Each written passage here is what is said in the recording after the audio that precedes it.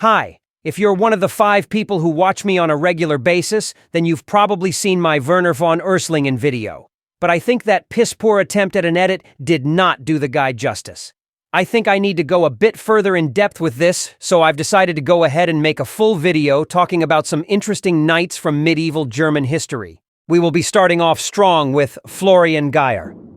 If you are the average TNO cuck, then you've probably heard that name before and you're immediately thinking about the SS regiment with the same name. But guess what, you autistic dumbass? The historical context of that name is far more interesting than some edgy boys and black riding horses. Florian Geyer was born in the city of Giebelstadt, Franconia in 1490 AD. Not much is known about his early life, but we know he was the youngest of 3 brothers who died during his early life along with his father Dietrich. This led to him gaining a lot of inheritance early. So basically the young Florian Geyer ended up living a carefree and luxurious life, even for medieval nobleman standards. And moving on to his young adulthood, things start to get a little more crazy. In 1512, he went to England and literally visited Henry VIII. In 1517, he was excommunicated from the Catholic Church for refusing to pay a 350-year-old payment his family owed to the clergy of Würzburg, and he actually remained excommunicated until his death. In 1519, he entered the service of Casimir von Ansbach, serving in the army of the Swabian League as a Landsknecht leader. And lastly, he worked for the leader of the Teutonic Order, Albrecht von Brandenburg-Ansbach, as a diplomat to ease relations between the order and the Kingdom of Poland. But none of that was what he was known for. What made him famous was his involvement in the German Peasant War of 1525. To give you a little context, basically this Martin Luther fanboy named Thomas Müntzer started preaching to peasants that they should take up arms against their tyrannical nobles. This eventually turned into a full-on massive uprising that spanned throughout most of what is now southern Germany and Austria.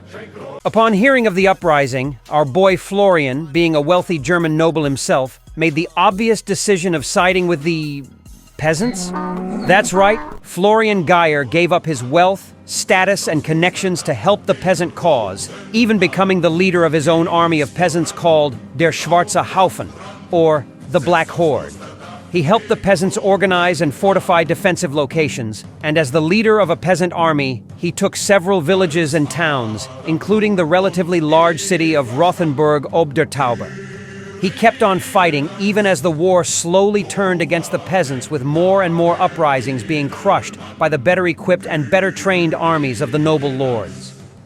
Until on the fateful day of the 9th of June, 1525, while Florian Geyer was camping in the woods near Würzburg, he was robbed and stabbed to death by a group of squires, seemingly sent to kill him by his brother-in-law, Wilhelm von Grumbach, although this is not confirmed. So after all the peasant revolts were crushed and their leaders executed, Florian Geyer became a bit of a folk hero. There have been many plays and stories written about him. People really love the idea of a rich and privileged man who was willing to sacrifice it all for the sake of the poor and downtrodden. And yes, there was a fucking SS regiment named after him. Now shut the fuck up! Moving on to the second interesting knight, Eppeline von Geilingen. Apollonius von Geilingen, shortened to Eppeline, was born around 1320 in Illesheim, Franconia. Literally nothing is known about his early life, apart from him being the son of a man named Conrad the Black and Margaret of Ergersheim. He also had 2 sisters named Anne and Agnes. Most of his early adulthood was uneventful, with it being mostly noble squabble over the little land he owned that was all too common in the HRE. It starts to get interesting once the 1360s come around, because that's when he started robbing people. Yeah, you heard me correctly. After getting himself into a bit of a pickle financially, Eppeline von Geilingen just became a highwayman, robbing various carriages coming from the free imperial city of Nuremberg. And he got away with it for the most part, though he did get the imperial ban, which officially made him an outlaw. Then, in the 1370s, he took part in a violent feud between the House of Hohenlohe and the city of Nuremberg. But I'm happy to announce that after that, he decided to settle down and live the rest of his days in peace. Oh, never mind. Him robbing people has gotten him a lot of enemies, and said enemies just burned down his property and he was forced to flee. which didn't last long because one of his men sold him out to the Count of Nuremberg, and he was captured at Forchheim in 1372. He was sentenced to be hanged, and when the day finally came, he had one final request before he went. He wanted to sit on the back of his trusty steed one final time. This request was granted, and when he placed himself on the back of his horse, he immediately galloped away in full speed and jumped the city walls, landing safely in the water of the moat. And as the story goes, while he was riding away, he came across a group of peasants who were on their way to his execution who didn't recognize him. They asked him if they would make it to the hanging in time, to which he responded, "The Nurembergians will hang nobody, if they hadn't him before," before riding off. Eponine would then continue his robbing spree until he was finally recaptured in 1381 and executed via the breaking wheel. Ouch! Now, in modern times, people have been using his story as a prime example of a robber baron, a noble lord of the HRE who chose a life of crime instead of the life of a noble. And in German folklore, he is seen kind of like a Robin Hood figure, just one that didn't help the poor. Moving on to our third knight, we have our boy, Werner von Urslingen. In terms of early life, we probably know the least about him, since during his first mention in the historical records, he was already a mercenary leader. But it can be assumed that he was born in Swabia at Castle Urslingen and into the House of Urslingen, which are known to have ruled the Duchy of Spoleto in Italy. As a heads up, medieval Italy was a cesspool of war and conflict, and this story will involve a lot of war, hence why we're immediately starting off with one. In 1338, he fought for the Republic of Venice against Mastino II of Verona. After that conflict, he kinda switched sides and joined with another mercenary company called the Company of St. George, led by one Lodricio Visconti, who were financed by Verona, and then went on to fight in the Battle of Parabiago in February of 1339 against the Milanese. And if you don't already think that's confusing, boy, do I have some more for you. This guy is a merc. His loyalty is bought, and he will literally fight for anyone with money. And that's just what he did. In 1342, Werner joined the service of the Republic of Pisa in its war against Florence.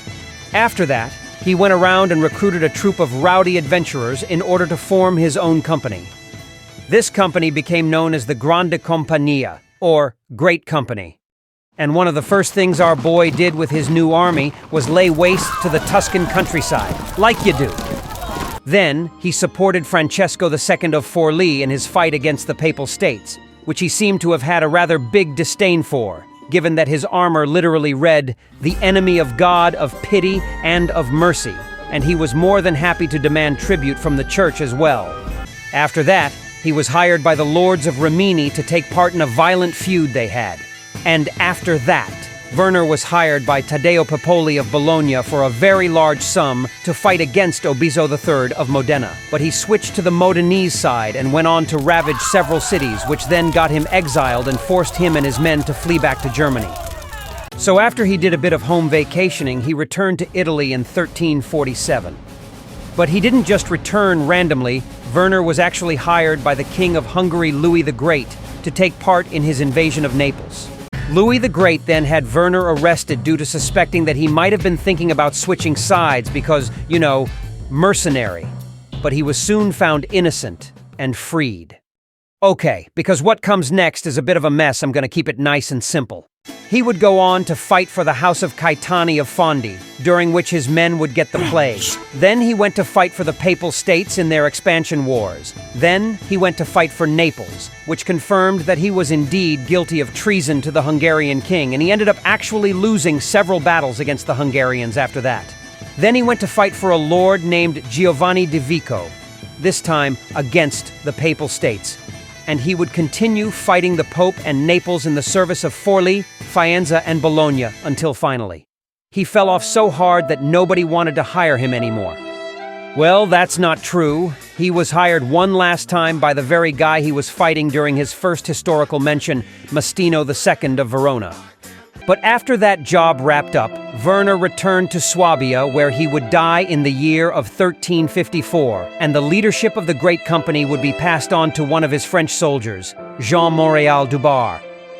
With a life like that, no wonder I felt the need to make a video about him. with recorded life that is nothing but crimes and conflict. Werner, enemy of God von Urslingen, was a man with no rules. No boundaries. He doesn't flinch at torture, human trafficking, or genocide. He's not loyal to a flag or a country or any set of ideals.